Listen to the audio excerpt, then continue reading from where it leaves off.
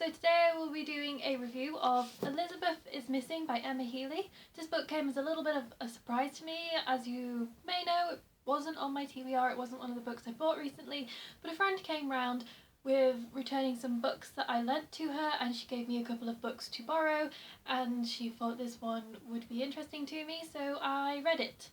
Just decided to just go ahead and read it. Elizabeth is Missing is predominantly a mystery, but it's also a family drama. It has some romance elements in it. It's just kind of one of those books. I know that some people have called it a psychological thriller, but I would not consider it much of a thriller, really. It doesn't have those elements as much as the psychological parts maybe, but that's more to do with the fact that this book deals with mental illness. Maud is an elderly lady suffering from rather severe dementia, and it becomes more severe as it goes along. You know, she makes a cup of tea and forgets to drink it, she forgets what she's eaten, she forgets what she was just thinking about, she asks the same questions again and again. How do you plant marrows? And sometimes she can't even remember who her daughter is. But there is one thing that she is sure of, and that is that her friend Elizabeth is missing. No one believes her, and everyone tells her to stop talking about it.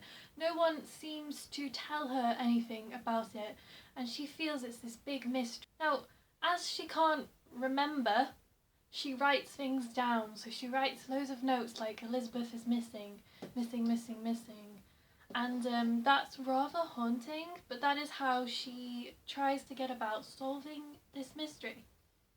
The book also shows events that happen 70 years in the past. There was a great mystery there which happened in her family that was never solved. I really enjoyed reading this book. I found it quite a fly-through, easy book to read. I thought the writing was perfectly crafted, the way that is achieved when the author has a creative writing degree. I thought the first-person narration in this worked fantastically. I am not a massive fan of first-person narration, as I have said before, but this was done so well. I didn't even notice it was first-person until chapter 3 actually, and usually I pick up a book and I'm like, ugh, first-person. I mean, clearly I noticed, but clearly it didn't bother me. Because Maud is telling the story, but Maud forgets what she's just told you. So you feel the confusion and frustration that she's going through, but the writing itself isn't confused. So it is still easy to read and it doesn't get you bogged down in everything. I think that was pretty hard to achieve, but I think Emma Healey has done a fantastic job of achieving that. This book is really good at dealing with questions about how we treat the elderly when they start to get problems like dementia and Alzheimer's, but also how the frustration takes hold of them and trying to understand what's going on in their mind and the family around them.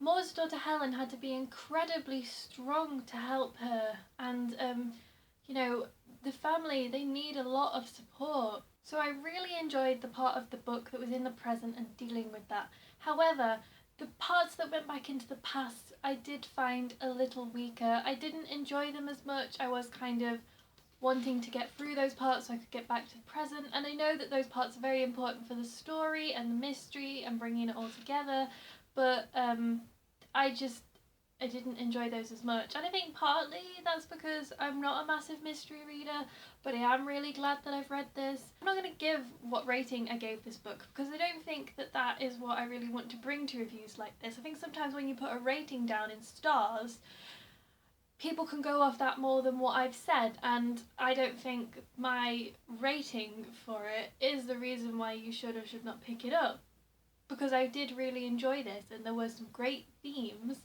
and it was a really lovely read.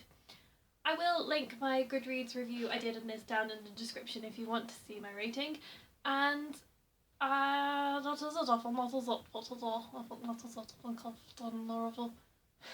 I would add this to a list of books that read like a dream and have really lovely characters that you get to know and love and feel for. So that is it for me. So that is it for my review. I will see you soon. Bye.